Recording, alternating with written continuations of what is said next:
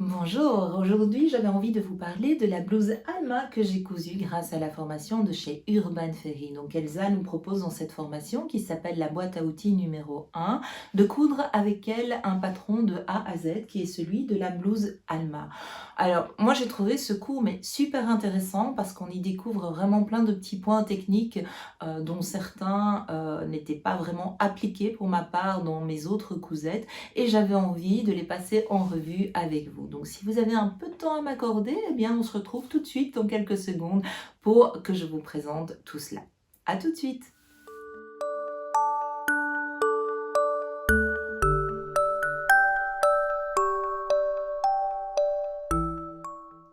Aujourd'hui, j'avais envie de passer en revue avec vous donc la couture de la blouse Alma que j'ai réalisée donc grâce à cette formation de couture de chez Urban Ferry dont je vous parlais dans une de mes vidéos précédentes et pour laquelle évidemment j'ai appris pas mal de petits tips que je n'appliquais pas. Pour cette petite blouse, vous aurez besoin d'1,40 m de tissu, quelle que soit votre taille. Donc ça, si vous avez ce genre de métrage en stock, je vous en prie, lancez-vous. Moi, j'ai utilisé une cotonnade qui me restait dans mes tiroirs de tissu et j'avais décidé, au lieu d'utiliser une toile, de le faire en toile, donc voilà, de pouvoir l'appliquer.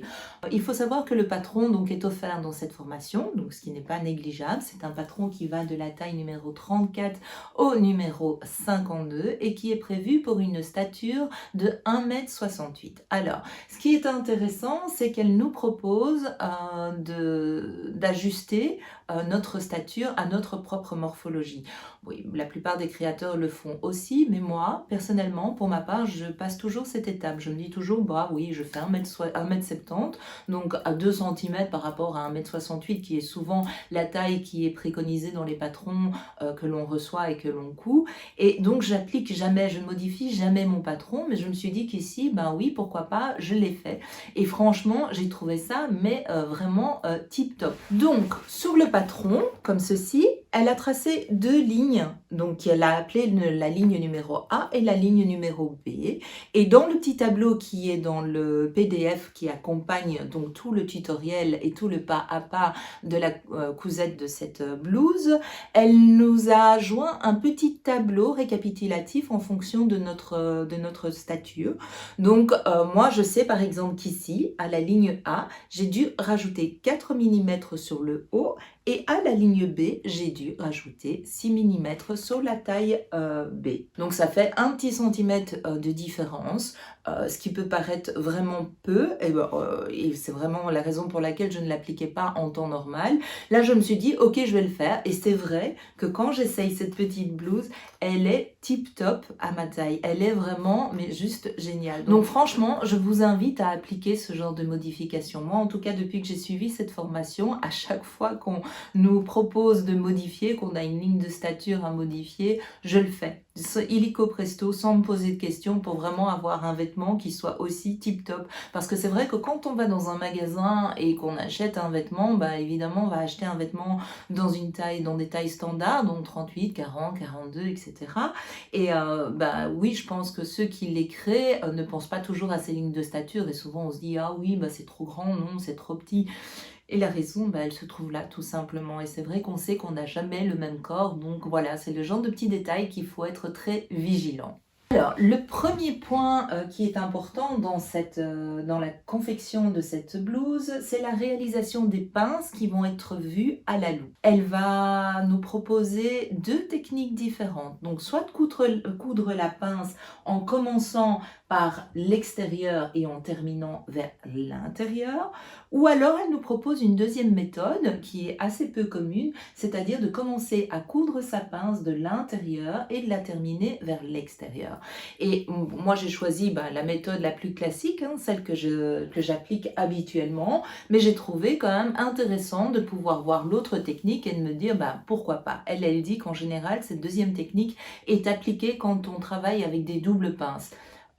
J'ai pas vraiment vu de quoi elle voulait parler, mais bon, soit, pourquoi pas. La technique la plus importante et celle que je retiendrai le plus donc par rapport à la conception de cette petite blouse, eh bien c'est vraiment la formation de l'encolure. Et ça pour moi c'est quelque chose qui est super important parce que j'avais envie de quelque chose qui était impeccable à l'intérieur, mais aussi impeccable à l'extérieur, comme vous pourrez le voir ici. Mon V, donc ma position V est vraiment sans aucun pli, et donc ça évidemment on le voit point par point grâce entre autres avec l'application, donc l'ajout de la sous-piqûre.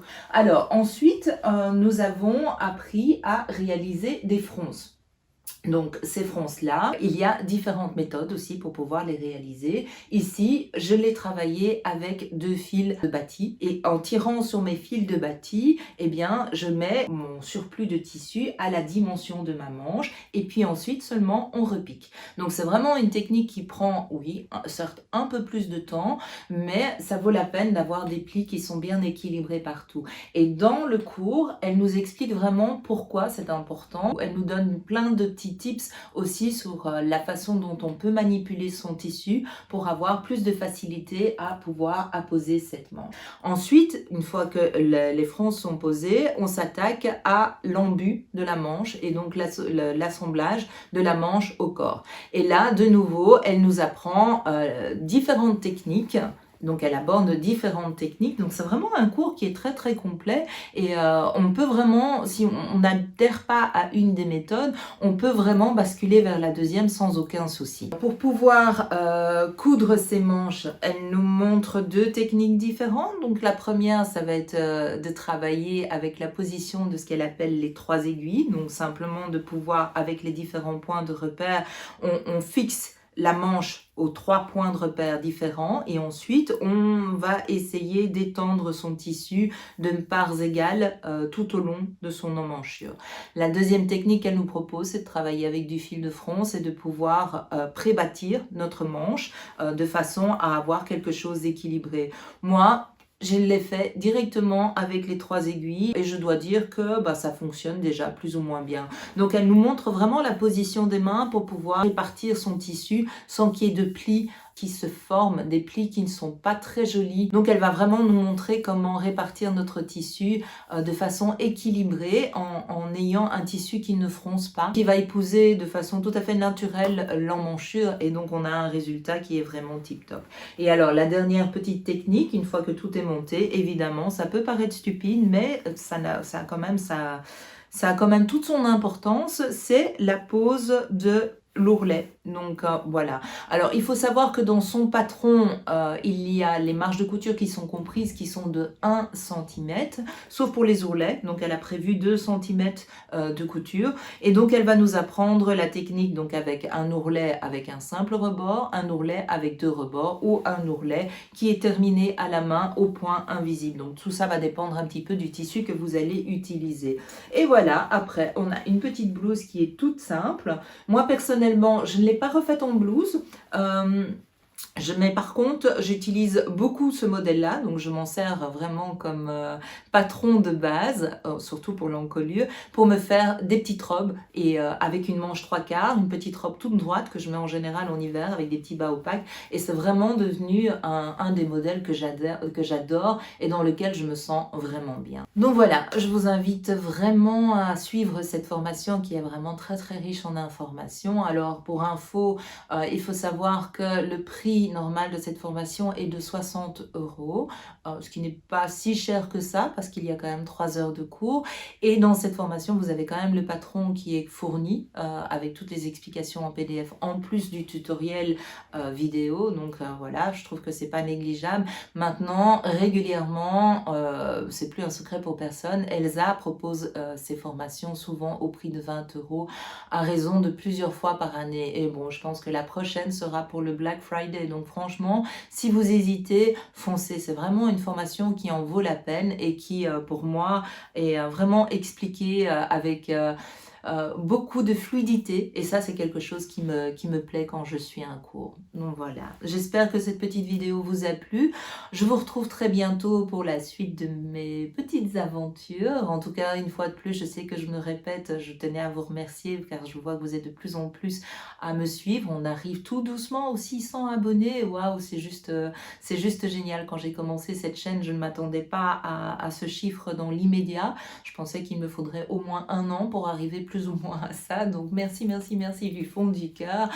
N'hésitez pas à faire connaître ma chaîne autour de vous. J'essaye de travailler de plus en plus sur la qualité des vidéos parce que je sais que je ne suis pas encore au top pour le moment. Et donc bah, voilà, parfois j'hésite en me disant qu'est-ce que je fais, est-ce que je continue ou est-ce que je stoppe. En tout cas, mais bon, quand je vois les retours que j'ai, que ce soit dans les commentaires ou par rapport aux j'aime que je reçois et au nombre d'abonnés, bah, je me dis voilà, tout compte fait, pourquoi pas continuer. Et donc j'essaye de tout mettre en œuvre pour continuer à faire un montage vidéo qui répond enfin voilà, à vos attentes et qui ne soit pas trop barbant à regarder. En tout cas, voilà. N'hésitez pas donc à mettre un petit pouce j'aime si c'est le cas et bah, surtout à vous abonner si ce n'est pas encore fait. Moi, je vous dis à très vite. Je vous retrouve bientôt pour un prochain épisode qui, je pense, sera sur l'organisation de ces patrons de couture. À bientôt. Ciao, ciao.